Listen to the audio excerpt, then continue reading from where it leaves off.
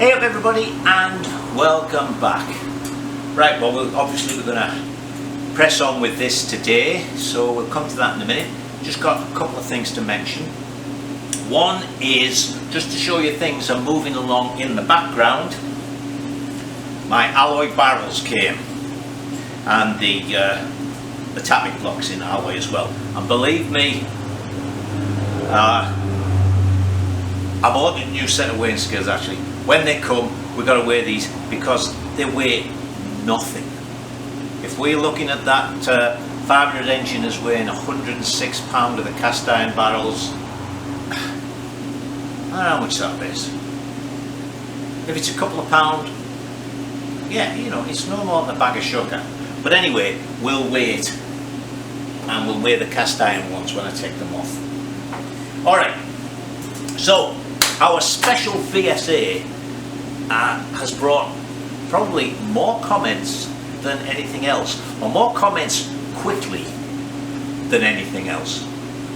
So we're going to cover a few of them before we go on and do some more work. So obviously there was a lot of comments about the lubrication system. I got a couple of comments about the oil cooler being in the nose of the fairing. Well, you saw this fairing, it doesn't have a hole there, so obviously it was never put there, although the later works bikes, Slippery Sam and what have you, that's where they had it. Now, as well as all the comments, I've been very fortunate in that a chap by the name of John Blanc, who is also in New York, a couple of hours away from me, got in touch with me. Now, John has a particular interest in the Rocket 3 and Trackmaster frames. So, over the years, he's done a lot of research, and he's sent me some photographs, which have been very helpful. And he asked me to send him a couple of photographs, and I sent him the engine number. So, we're going to be able to clear up a lot of the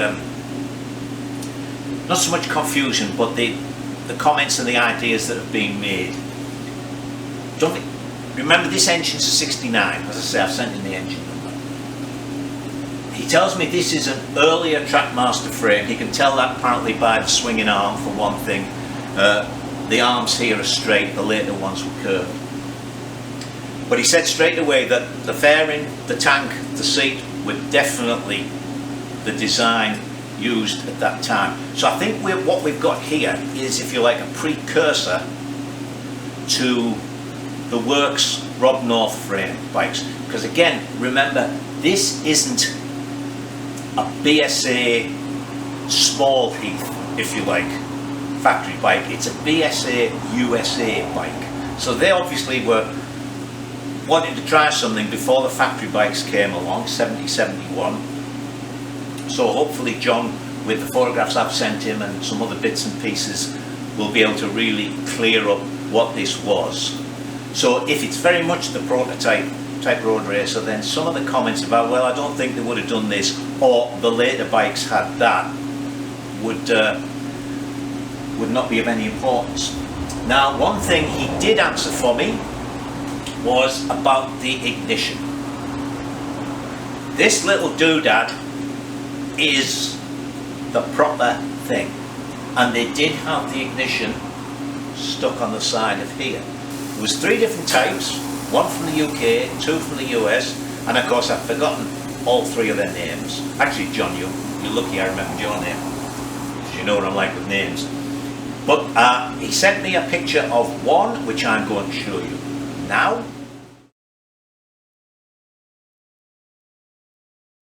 Right, you'll have noticed that it stuck on here, and that did have this thing to drive it. And basically, as you can see, it's a distributor. 3 sets of points and a big coil, a car type coil mounted here. So it wasn't a magneto, and it was total loss from a battery. And I think the battery was mounted here. In fact, he sent me one of the photographs showed a battery mounted on this. So that's what they were for. Alright, I can't remember from the photographs, I'll have to go back and look exactly how they put the oil cooler on, but that's there and that's where it's going to stay. So that brings me to another point from a lot of the comments, that you know, this definitely isn't going to be raced, and because it's not road legal, it's probably not going to be ridden, but it is going to be run. You know, Judd wants it to be a running bike. So for instance, with this ignition thing, I did a little research. 2 of the ignitions I just couldn't find anything about. One of them, it's still sort of, I found some mention, but basically no chance, I don't think, of finding one. And if we did find one, it'd obviously cost an arm and a leg. We could put electronic ignition on, but as I say, we want it to run. If you like, we want it to be a running display. So nice and simple, nice and cheap, we'll put points on it. Alright, same with the carburetors. I would say this has been opened out to take a lot bigger carbs than the standard carbs. But we have the standard carbs, we can fit them, we can rig it all up so they'll work, we'll get some bell mouths so they look the part. It'll be, what, 90-some% original, and it'll run and everything like that, which is what we want. So, John did mention, and I'm sorry John if I disappointed you that I'm not going to take the engine apart, that this could have special pistons and cams in, but really we're not going to strip the engine. Again, we just want it to run. So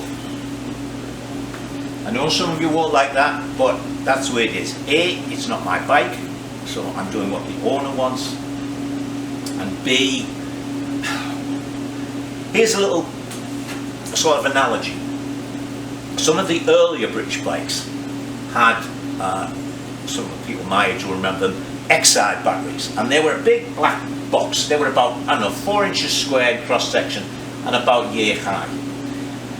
And they didn't go inside a battery box. There'd be a platform for them, the battery would go on, and then there would be a strap that would hold them on, a metal strap with a buckle sort of thing at the top.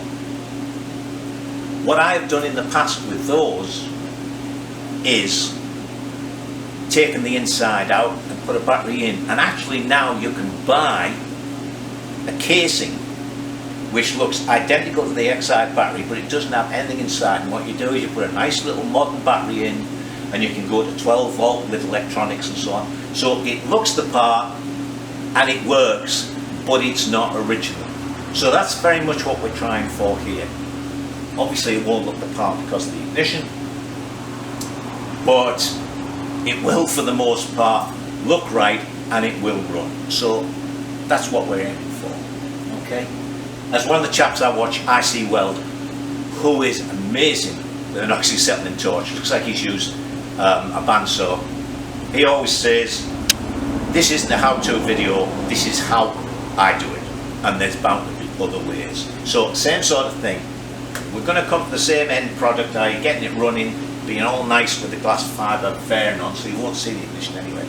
But I'm waffling again, although I did have a couple of comments to say the waffling was good. Thank you very much for that.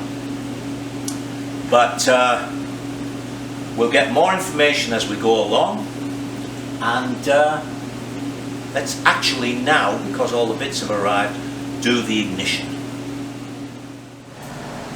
Right, well, I know there's a little bit of glare on that. Actually, I don't know if you noticed, but the lights were glaring off the top of my head in the introduction because I forgot my hat this morning. Anyway, the reason the tank is on was because I was trying to fathom out where to put the coils, because as you may remember, the tank is basically flat, and the top tube is, this main spine is 3-inch OD. Actually, John tells me the later ones were a wider tube, so they actually squished it slightly because the tanks have a 3-inch tunnel. This, just to say, goes on, but apparently when they made the, I guess for a larger oil capacity, they squeezed it in a little bit and sort of ovaled the cross section so these tanks would fit on. Anyway, because of that flat bottom, I could not think how to get them on. I thought of maybe 2 in here and 1 further back, but nothing would work. So eventually what I've decided to do, because it makes it a lot easier, is we're going to put the coils in the seat hump. So we'll put the, where are we? Let's have a look here, see. Alright, we'll put this cover on, and it's just struck me, we'll do some work today, and then I'm going to have to knock off, because what I don't have are the 3 pillar bolts that go in here to hold the, excuse me, to hold that in there. So there'll be 2 BA. Now I'll find some pillar bolts and get them UPS'd or something. So anyway, we'll put this cover on for that, and then the wires, there's a hole in the back, the wires will go up and underneath, and then we're going to have longish HT leads. That doesn't matter, other than we don't want them running next to each other, because you get various sort of induced currents and things in them. Electrics, it's all beyond me. But that's why, like with car ones, you'll see them on clips which hold them apart. So we're going to do something similar. So the first thing we'll do, because I can do that while I'm ordering these, is we've got to make up a mounting for 3 coils, and there's a condenser pack which I ordered, and I slipped up on that as well. I think it was the only one I saw. I got it all ordered and everything, and I'm finishing the order off, and I suddenly realised it was coming from the UK. So, but to be honest, of late I'm getting things quicker from the UK than I am from suppliers here in the US. Anyway, so there's a little pack as well to go on, so we've got to bear that in mind. So let's have a look at the saddle hump, and I'll show you what I'm thinking of doing. Bit of luck. Checked in my box of bits and pieces, and I found 3 pillar bolts. They seem to be the right length, but what I am going to have to do is turn a little bit off the bottom round it for them to fit in, because unlike these where it just goes straight in there, hang on,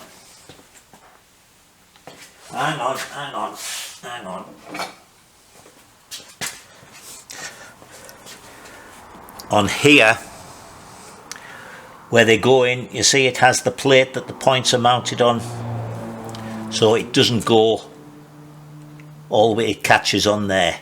So I'm going to turn it down, because these should slide, I would think. Or do they hold that down with a washer?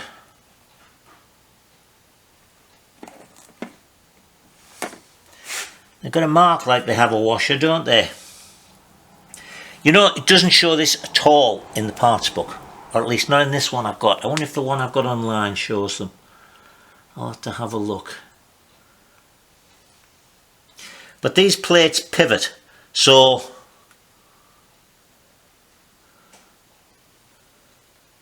and that's the clamping screw for that. That's the pivot screw, the eccentric one. That's the clamping screw, so I think that's got to be able to move. Okay, anyway, we can set the ignition timing and everything. It's just struck me, this plate doesn't have slots. This plate is fixed. When you put those pillar bolts in, that plate can't move. Whereas on the singles, and I think on the twins as well, well, yeah, on the twins as well, the plate is slotted, because that's how you set one set of points, and then you set the other set by moving the plate. So once that's on, it's on. If it's not right with the cam, then you're screwed. You've got to take the cam off and completely retime it. And yet it says in the book when you take this off to mark it so that you don't lose the timing, but seems a bit relevant seeing as there's no slot. And the other plate I've got like this, because I've got an extra, the plate came with the cam, is the same, just 3 holes, no slots. Curiouser and curiouser. Now what we're going to do is make a plate up to mount the 3 coils on and the condenser pack, which will go in here, and those nice holes, which a couple of people suggested they were a sort of dash pot, if you like, you know, a collection pot for oil from the engine vents. But anyway, as you can see over there, there is a bolt that sticks through. It's the seat bolt, and there's another one over here. Now the one thing is, it's not completely flat inside the back of here. So the first thing, luckily the bolts are really long. So the first thing we'll do is we'll make a couple of spaces, because they had originally nice wide washers on to spread the load on the fiberglass. So we'll make some spaces, what's that, inch? About, oh I don't know, 1/4 inch long, just to raise the plate off the back. So let me show you what I'm planning for the plate. Now the coils won't go in vertically. Well, the coils would, but then we'd have trouble with wires, particularly the HT leads, which don't curve in a very tight curve. So what we've got is, we've got, so we're going to have to put them horizontally. So we're going to have a hole here and a hole here, which are our two mounting bolts, the 1/4 inch ones. So what we're going to have to do is we're going to have to put coil in there, and there's plenty of space. The coils are, I don't know, 4 inches long. These bolt holes are like 7 inches apart. Coil up there, and a coil down here. And I'm thinking of staggering them so that I have wire one side, wire that side. So we'll make a plate shaped like that. And on this side we'll have it turned up slightly. Let me show you from, so the plate will be like that, bolt holes there, and on this side we'll turn it up like that, and there we can fasten the condenser pack. We'll put a rubber around it, that's fine. So, how are we going to mount these? Right, well, let me show you. Can we come out any further? Yeah. So there's coil. And you see it's got this mounting on it. So the way we're going to mount them is like that. Like that, he says. Right, the way we're going to mount them is one. Let's say, I think I'm going to stagger them. 2, 3.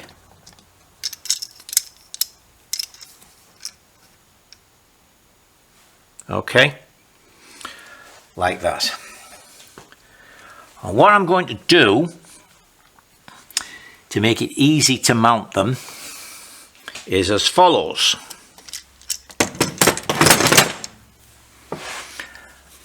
We are going to put, you see again, keep moving you up.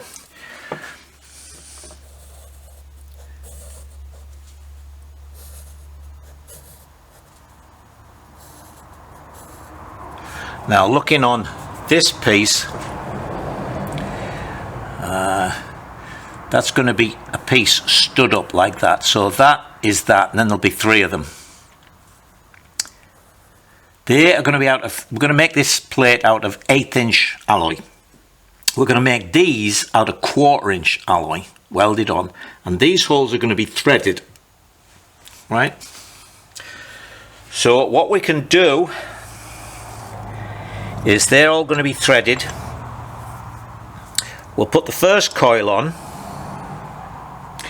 and then our Allen key will go through the holes in these other 2 plates, tighten up, and we're just going to, instead of having bolts through, we'll bolt that up tight against that one. Then we'll put this one on, and again we can reach through, tighten that up, and then we'll put that one on and tighten that up. Okay, so our first thing is to measure up these holes and measure how big a plate we want, and cut a piece of 1/8 inch out, and then we'll make our 1/4 inch pieces and weld them on, drill them and weld them on. So there's the plate cut with the 2 holes that will mount. Partly made it this shape for aesthetic purposes, but also it's going to be a close fit to get it through that hole. There's the 3 pieces, the 3 mounts. Now what they actually do, if you can see, but each of them is chamfered. It's because of the curve in this. So that goes into there. And then they'll get fastened onto there. And as I say, they'll get welded on. Then what we'll do, you see, is we'll put the first one on, and these will be lined up. This will go right through, tighten that up. And put that on, through, tighten that up, and then tighten that up. Hopefully. So, I'll turn this over to the clean side, clean it all up, get these three welded on, and then we'll see how it goes from there. Right, first of all, although I can't do anything about it, let me apologise for the rain. Alright, so how do we put the coils on? Well, we put the coils on like this. See, that'll go right through, into that.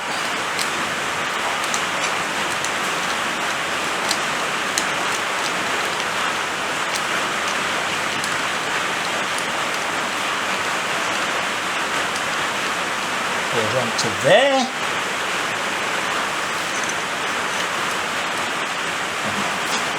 Goes through one. Like that.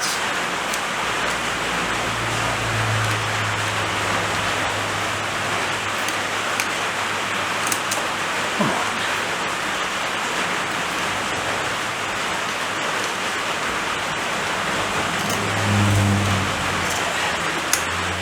That. And then this one goes on there.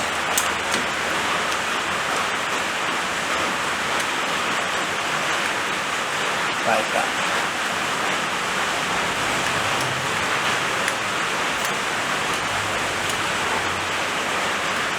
Of course there's two goes in, but for now we'll just put the one in. So let me move you a little bit so you can see the sleet pump. But anyway, you can see this shape has slightly changed. That's because it's fiddly to get this in with the coils on.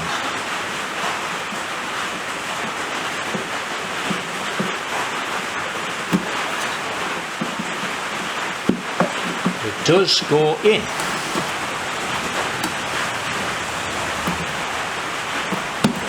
It's in like that. Whoops, the spacer has fallen off.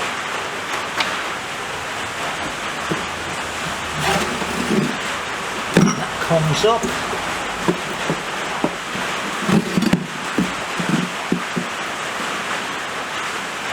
I know my hand and my head's in the way, but I've got to look in this hole to see.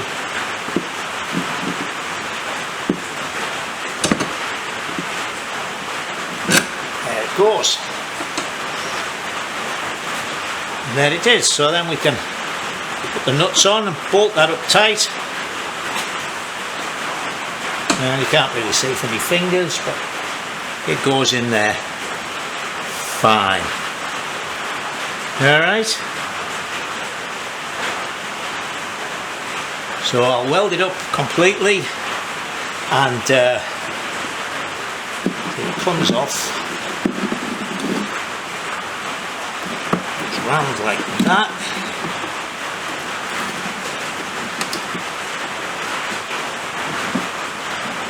Out.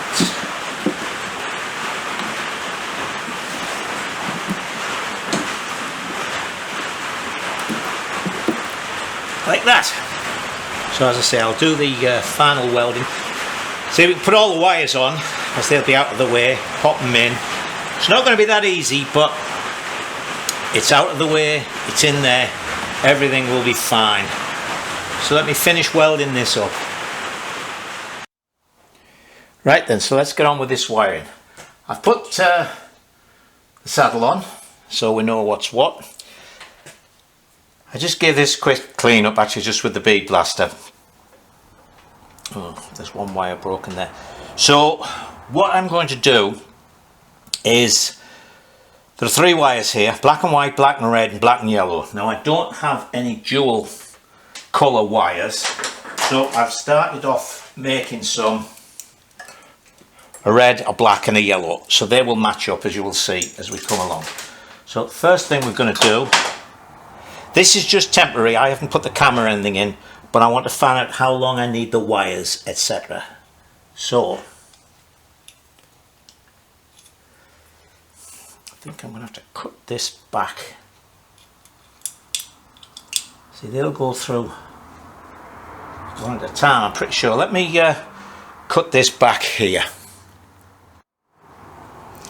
Right, well, let's see if we've got enough to get these through one at a time. There's one all the way through.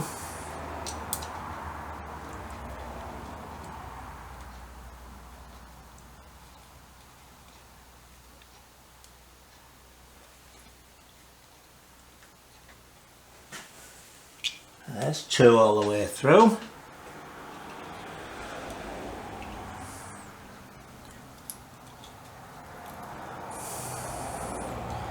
Thing is, these connectors are slightly bigger than the usual Lucas ones. Excuse my head. There's three all the way through. Alright, now as I say, this is just temporary so that I know where the wire's going to go.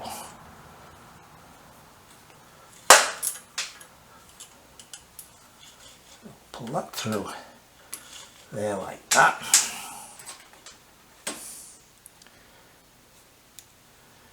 Now then, they're going to go up the bottom. It's going to go in there. We'll just put these in. Oh, you know, I mentioned that this wasn't in the parts book I had, and it isn't. But the parts book that I have online, which the cover of which looks exactly the same as that one, has all of this on the page for the cam wheels and things. So that's a photocopy I've got there, but it's got the black line around the diagram, so maybe somebody didn't bother photocopying that bit but put a black line around anyway. Okay, so there goes our wires. So they are going to come up here,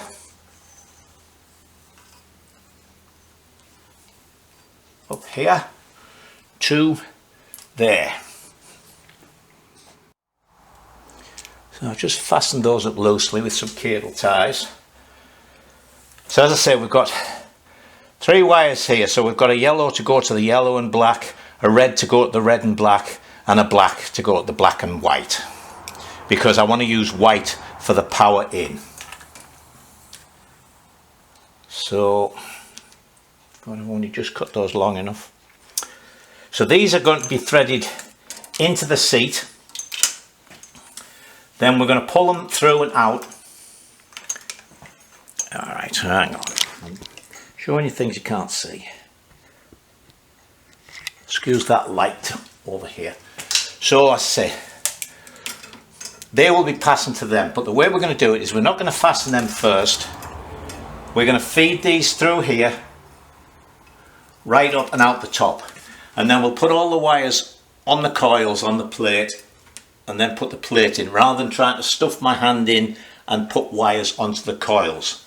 So the other thing we need, of course, are three high tension leads, or ignition wires as they just call them here. So, oh, by the way,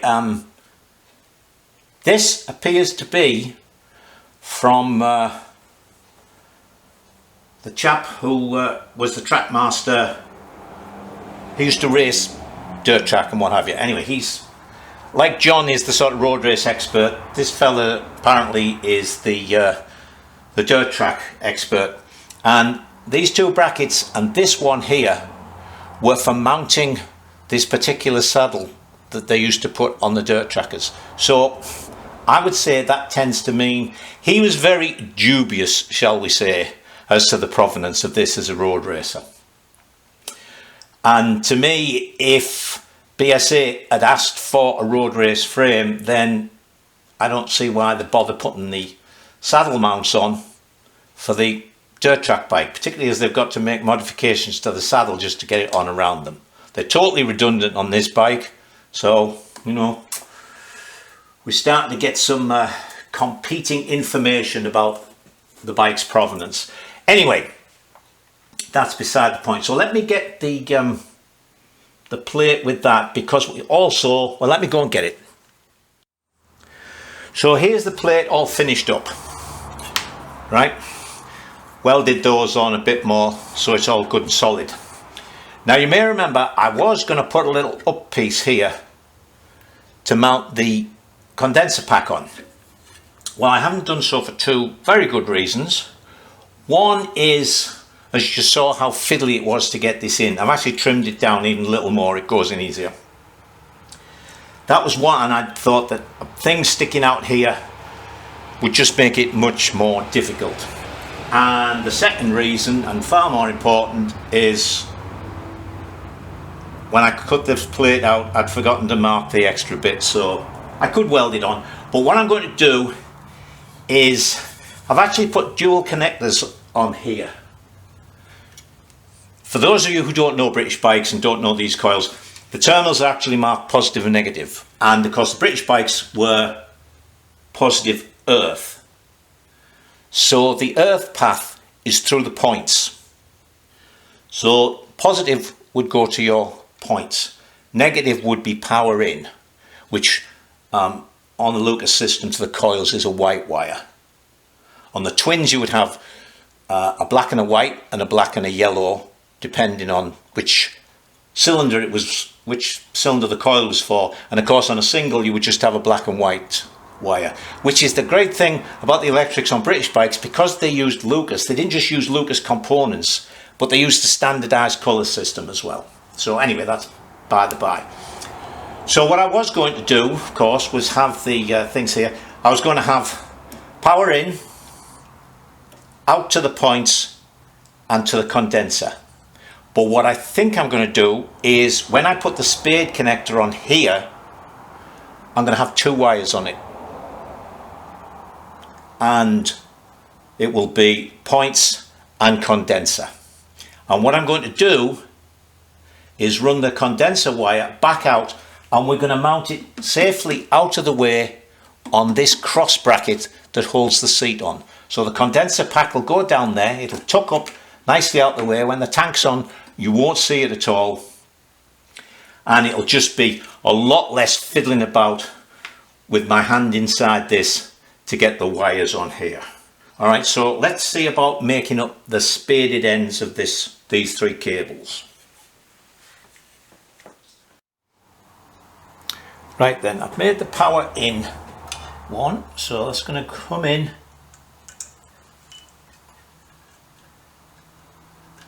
Go to that one. Go to, where are we? Negative, which is that one, and then come across and go to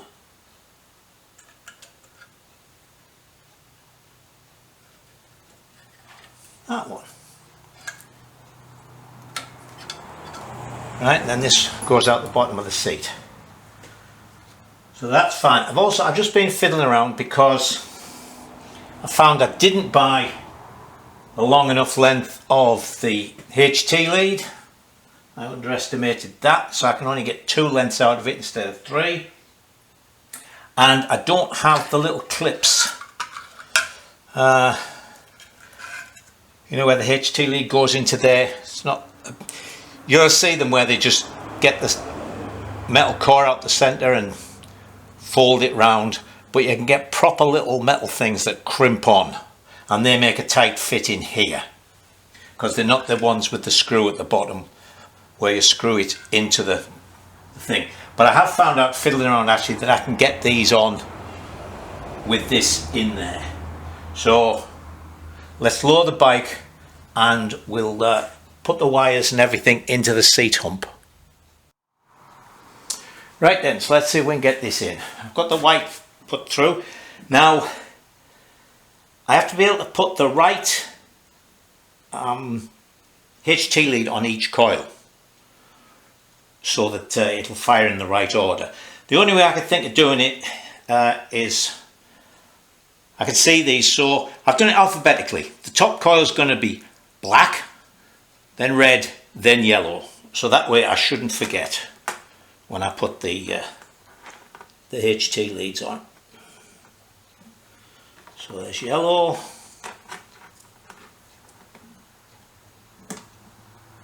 There's red.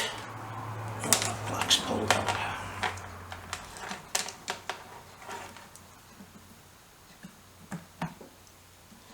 And black.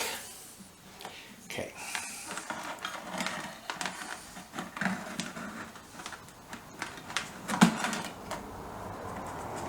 Oh, I can see a bit of copper there. Let me just wrap a little bit of tape around that. I'm not going to redo it completely. Alright, that's fine. So let's put that in there. Make sure it goes in with that one at the top.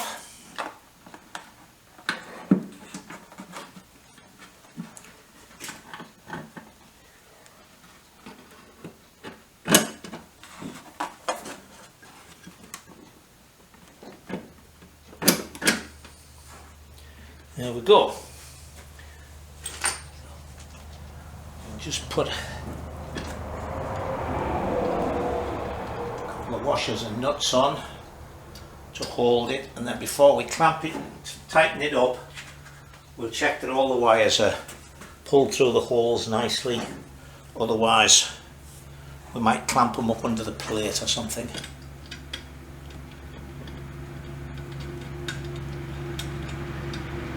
Just put these on so it doesn't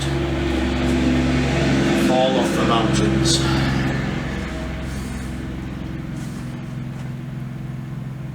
This side's a little more awkward.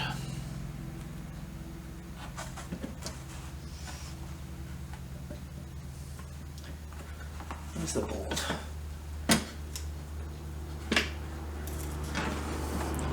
Where the hell's the mountain block? There it is.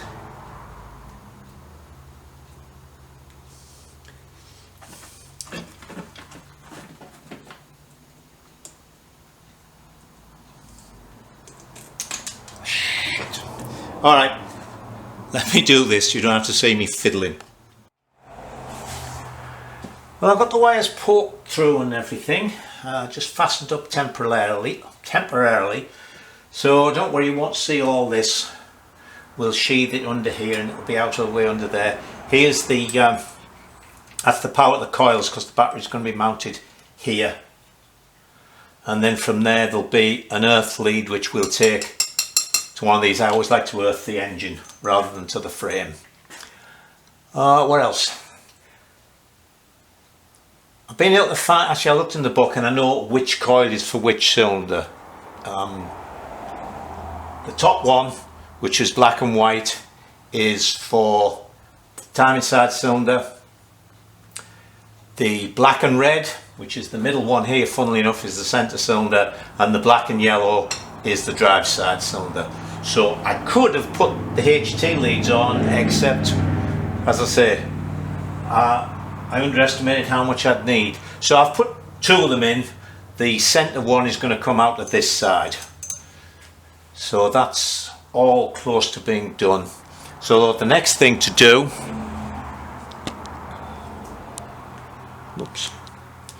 is to put new points on this other plate that I've got, and then I can just put it on. And when we take that plate off, we'll put the cam in, we'll do the ignition timing, and then we can check all of that. Then we'll do the carbs. Oh, I have to make a head steady. Right, we've had a little change of plan here. I'll explain why in a moment, but I'm just hand holding this, actually with the autofocus on, to show you that I've put the condenser pack into the saddle hump, and I'll explain why now. Right, well, you remember the plan was to mount that coil pack on this piece. Well, you see the cross tube is actually a curve, and this is where that actually fastens the seat on. So there was, it was going to be really too difficult, and then I thought, you know, said not this is going to be used, but that would put them right in any water that's sprayed off the tyre. So I decided to put them inside the hump. Now, in the wiring wiring diagram, the plate that the 3 condensers are mounted to is earthed. So since it's now bolted onto the fiberglass base, what I've done is I've run an earth wire from that. So there's the power that's going to go to the coils, and there's an earth wire for the condenser pack. So this will get put to another earth wire to go up to the engine, as I say, to provide a good earth for the ignition system. Alright, so everything is in the hump that's going into the hump. So now let's have a look at the points and see about timing the engine. I've put the cam in. It isn't fastened in yet, but it has to go in first. And I've put all the new points on to the backing plate. Washed off all the points because they have like a protective coating on them. The only thing I want to show you here is that I've seen people who've put new points on then find they can't start the bike, and what they've done is they haven't taken notice of the way this is earthed. Now, can you see there? There's the points. See, this is the movable point, is on a fibre piece at the bottom, and there's this nylon piece here. That's so that this point is completely isolated from the plate, which of course is grounded. So that's where our path is going to be. This is going to go up to the coil. So if you don't have these little isolation pieces in, it's going to be grounded, going to be earthed immediately, and it'll never work. So what happens when you put your wires on, let's say black and white goes to the top one. This is how we keep ourselves all right, is this nylon piece comes out. Right? And this nylon piece fits inside of that, or it should do. Sometimes these get squished as they get older. New points, old wires. Let me just get these right. Right. So now it fits in there. So you see, this is the wire that's going to go to the coil, and it now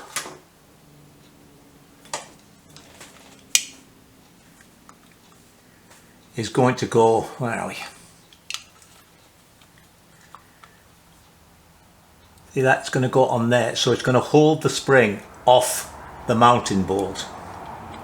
So that will go on there.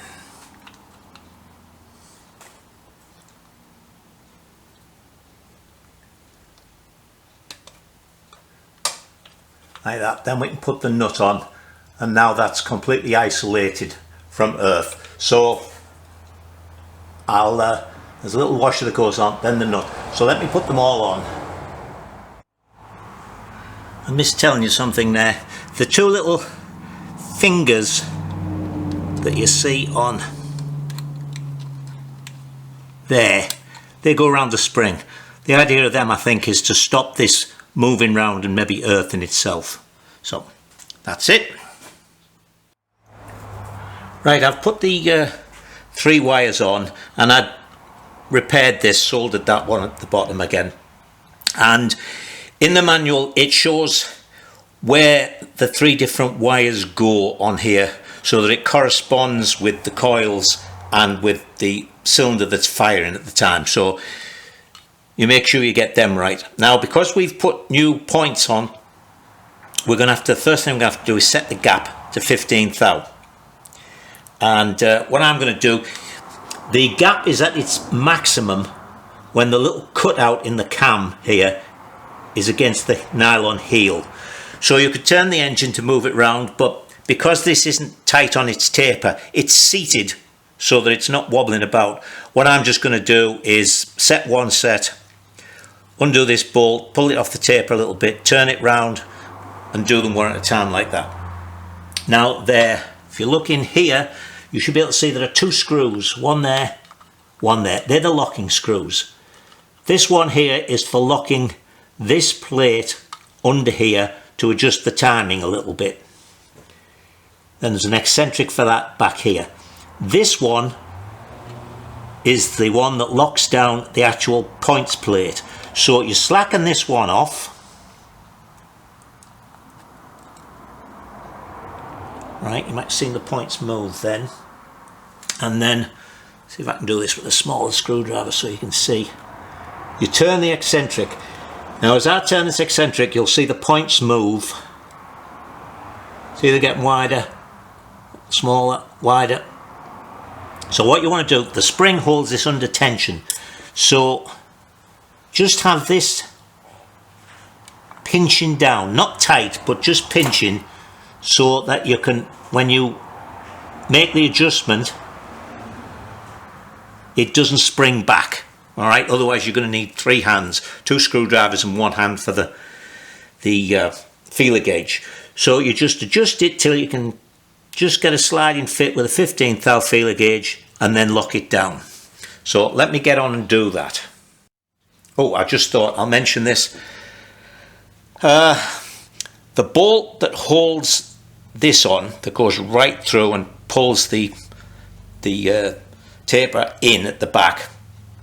Early bikes, I guess I'm talking, I don't know the year they changed over, it varied from BSAs and Triumphs and all sorts of things. Had a BSF thread, it's 1/4 inch. Later ones like this, because it's 69, have a UNF. So if you're working on a bike and that doesn't seem to want to thread in, or starts and then doesn't want to go any further, don't force it, because it might, depending on what the engine is, you never know which thread. And don't forget, that doesn't just go by the engine date either. If you've got like the BSA 250s, where you might have used the same cam in the same cam profile in different years of bikes, you might find that the cam's being threaded differently to the one that, it might be a 69 bike with an earlier cam in, so you try to put the UNF in and it's actually a BSF, or vice versa. So as I say, as always, don't force bolts. Right, well, I've run out of time. We have people coming to visit this weekend, so I won't be able to come out on Saturday. So that's not going to be all for this week. But I want to mention a couple of quick things and show you a picture that I received. So I'm still getting lots of great comments and actually some emails about this. And the interesting thing is, the various pictures I've been shown and everything show that there's no, which is often the way with older competition bikes,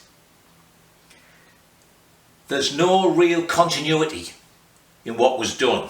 You may have noticed in the picture I showed you for the ignition unit, the oil cooler was mounted here, but it wasn't this oil cooler, it was a thinner one.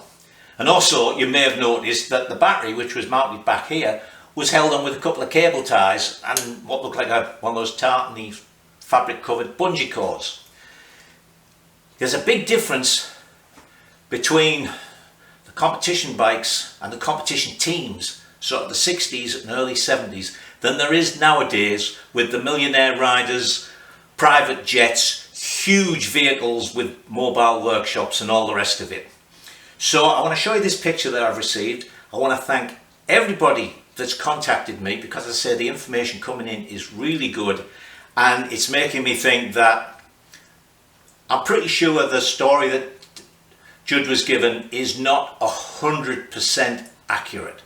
I get little snippets that suggest that some of it's right, and then other little snippets that say, well, it can't be right because of this. So we will press on as we're working on the bike and gather more and more information. So let me show you this photograph I was sent. Right, well, so here's the picture, very kindly sent to me by Dave Driscoll. And it's actually an original black and white 10x8. I used to do these in my dark room when for a while I did feature articles for magazines. I even did one for the AMA magazine once, but that's by the by. Anyway, what I wanted to show you was, this is your genuine pucker factory racer. I think he said it was at Daytona. And the reason I want to show you it is a couple of things. Or the reasons are a couple of things. First of all, you can see it's got the Rob North frame. Very characteristic, particularly the tank, which sits on these tubes that come all the way down and loop around like that. But what I wanted to get across is what I was just saying about the factory teams then not being $1 million things, right? So this is a genuine from BSA factory racer. It's got the Rob North frame. So he built the frame, he built the swinging arm, so of course he could put any back brake he wanted on. So it's got a disc brake on the back. But look at the front. Not so much the fact that it's got a great big 4 leading shoe front brake. I know, Gramica, Fontana, it's probably Italian. But they're using stock forks. I mean, they're the forks that would have been on a Trident or on a Bonneville or on a light BSA Lightning. You know, they're just the steel slider type forks. The handlebar levers, they're the ordinary chromed pressed steel one. You know, the folded steel sheet with a ball end.